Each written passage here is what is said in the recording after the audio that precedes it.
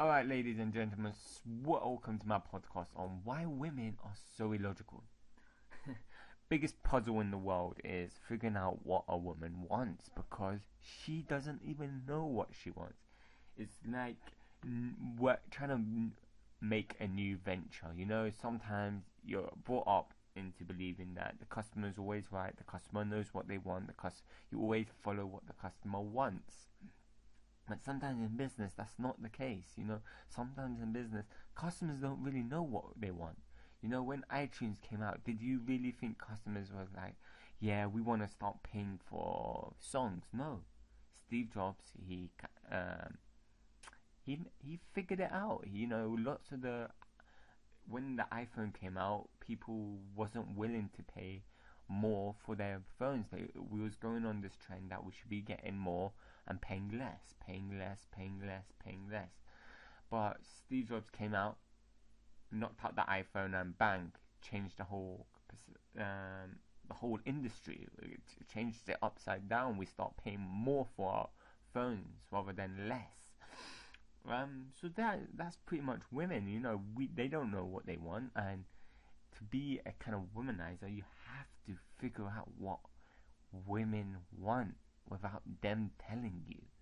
We've been in that kind of situation when you've been in a relationship and a woman tells you, this is bad, I don't like this and I don't like that, and you address those issues. You take your time, you address those issues because you want to get your dick sucked. And even when you address them, it's still different problems arises because you haven't addressed the core reason.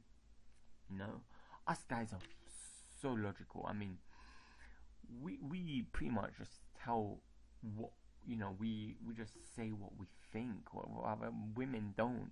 Women are brought up into a society where they bitch about their friends behind their backs. Whereas us guys, if we don't like a guy, we just tell them straight. We just don't really hang out with them. We're really basic, and it's pretty much so much simpler that way.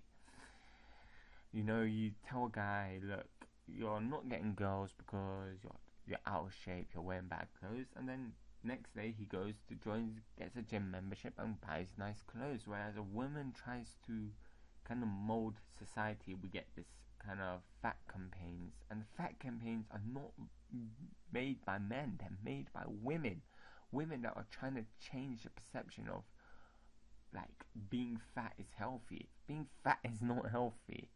I mean, tell a guy and he'll just be like, yeah, I'm a fat shit and I need to lose weight. Or he'll just say, I'm a fat shit, but I'm just going to stay as a fat shit because I can't be bothered to lose weight. Pretty much simple. There's no bullshit, no, oh yeah, fat is new slim. Nah. That's the difference between men and women. We accept things how they are, and then we change them.